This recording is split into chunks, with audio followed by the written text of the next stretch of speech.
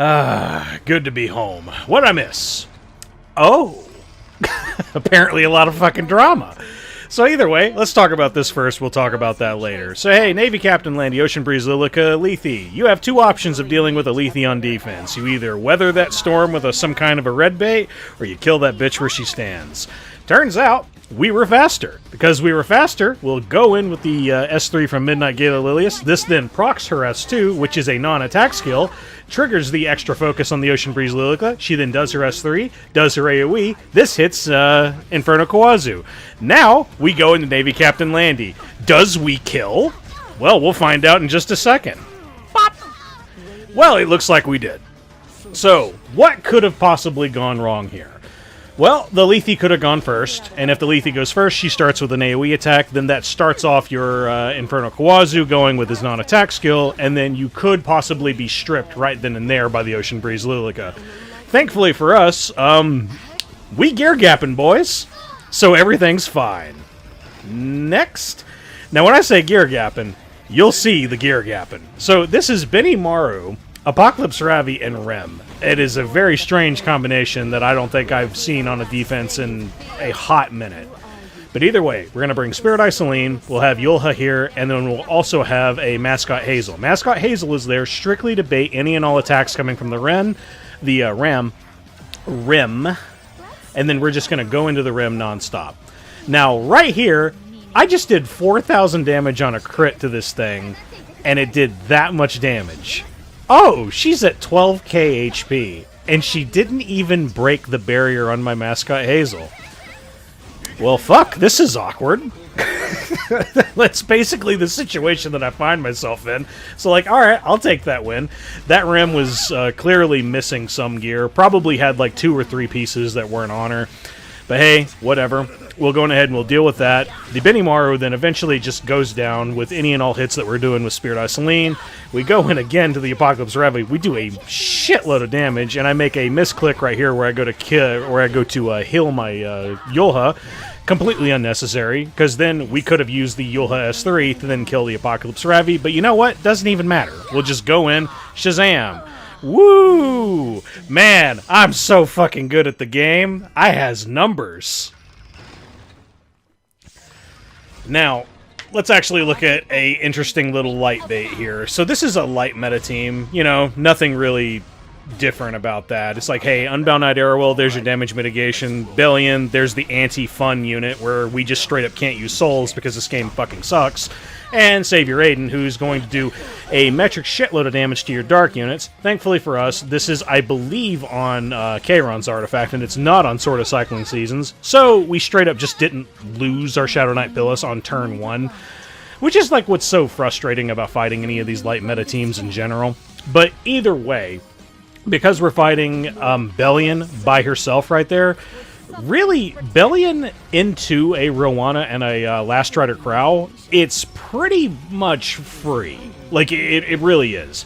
If I wanted to, I could have brought, like, a better dark unit tank. I, honest to God, need to start building a better dark tank for this stuff instead of Shadow Knight Pyllis, because Shadow Knight Pyllis has one very, very key weakness anytime you are fighting Savior Adin, and that one weakness is just she's a little squishy at the very, very start, because she builds defense throughout the match. But also, I happened to notice another thing that was kind of interesting. Have you guys been seeing a lot of the like visual glitches that have been going around ever since Abyssal Yufine came in? Yeah, there was one. So, what caused that?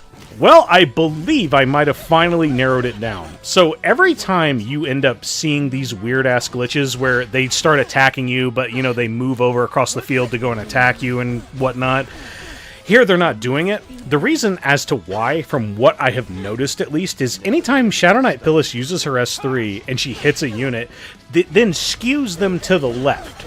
And then whenever it does that, they, like, don't fix. So, like, let's watch this real quick. See how she's skewed to the left? And then she stays skewed to the left. So, on her next turn where she attempts to do something, I don't think we get an opportunity to see the S3 because it would have been really fucked up. But because of that, now she's anchored to her position and she's not moving. So, like, hey, small gate, yeah, shit's still kind of fucked up. I hope you guys are able to fix that at some point. I mean, surely nothing else is really going on that you need to really focus a lot of your efforts on that, like, the entire community is, like, really roasting the shit out of you for. But, like, hey, this is one little thing that I saw. Hopefully, this will be patched eventually, along with the oh-so-wonderful Yulha S3 glitch, because that's fun.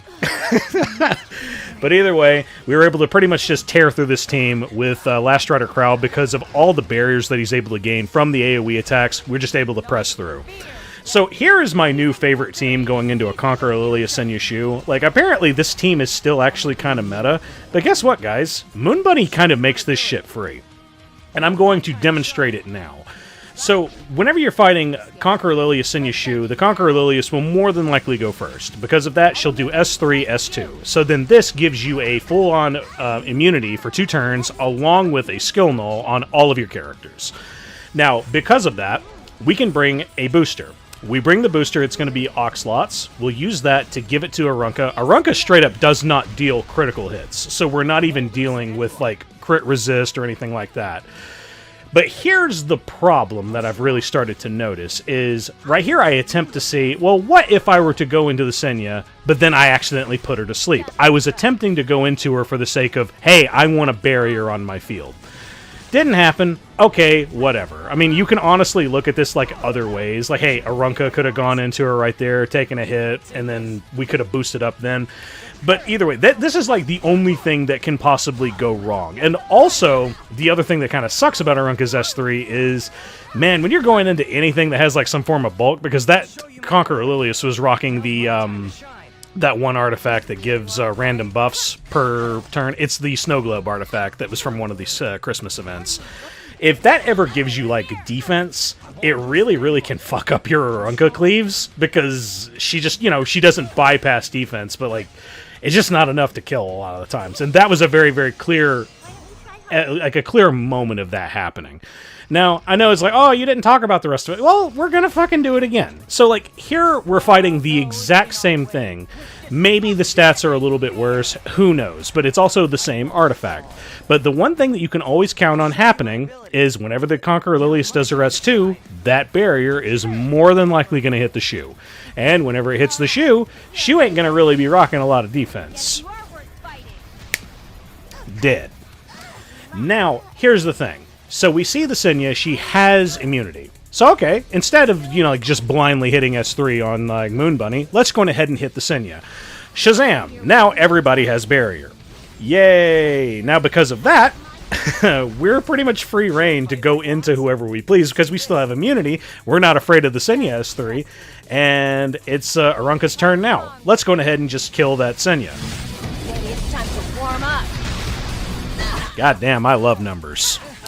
But now here we go again. This is clearly some gear gapping. So that last Conqueror Lilias must have been rocking a lot more defense or something along those lines. Because right here, look at the damage we deal in this case. She also probably had Vigor. But like here, she didn't have Vigor, she just had Death Buff. And we still did like 31k. So okay, good shit. Now we're going to go into like pretty typical cleaving scenario. Like Ran, Summertime Assyria, and then Arbiter Vildred. I don't like fighting Summertime Assyria. I think fighting Summertime Assyria is literal fucking cancer. So any chance I really see that I can instantly kill her with a Celine comp, which in this case, hey, Ran does S2, and then I have the EE for attacking the highest attacking person. If any other unit's going to be having more attack than your Summertime Assyria, well, hey, GG, well played, you fucking got me. But in this particular case, that doesn't happen. Elena's here pretty much just to do any and all of the cleansing, just in case we happen to get hit with Death Break and stuff like that on our Abyssal Yufine.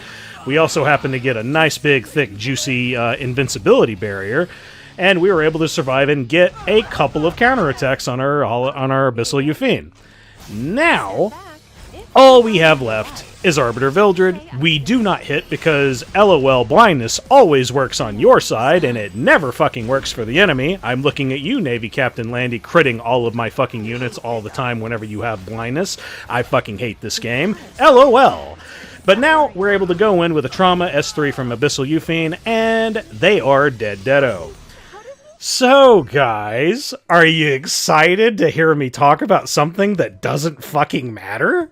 Yeah, that's basically what's going to be going on. So, hey, to those of you living under a rock like I was, hey, Epic 7, Smilegate, they were going to do this nifty little awakening shenanigans content that was basically designed to give more life to the older units that were in the game. Those units in particular that we were going to get with the first rollout were Krau, Alencia, a Moonlight, Closer Charles, and Red Ravi. Now, unfortunately, the big thing that really kind of like made everybody's autism go absolutely fucking apeshit was the fact that they were going to be applying this same thing to all future releases, to which, if you're familiar with MiHoYo content, basically that just means you're going to have to get an imprint for like all the new shit going forward. And pretty much this kind of like solidified for me, at least for me in general, like how everybody else felt about the content was... nobody has any faith in Smilegate, because literally everybody was immediately going to worst case scenario and just filling in particular really bad shit that they were assuming was going to happen. Not the shit that was going to happen, because quite literally the content didn't fucking exist. It wasn't out yet. So you know what my case plan was, in case like, oh guys, look, turns out Epic 7's fucked. Super Mario RPG comes out in 2 weeks. I'll play that. That was my solution. I straight up did not give a fuck about this update. You know, the one thing that I was excited about? Just the mere fact that old units were going to be buffed, and they were old as fuck, and I had imprints for them to begin with. Maybe I'm out of touch because maybe I'm a dirty, filthy whale. I was kind of looking forward to the update, but considering how it's not going to fucking happen now, I really don't even see the point in discussing it. But either way, not happening now. Smilegate realized that the community was kind of pissed, and we're going to be getting free gibs from it. Don't you guys just love free gimme gibs? Yeah, that's what I got out of this event. Free shit. But either way, guys, thanks for coming around, and if you liked my content, go ahead and hit subscribe. Or something or another. I'm going to go and get a drink. Nom nom nom nom nom nom nom.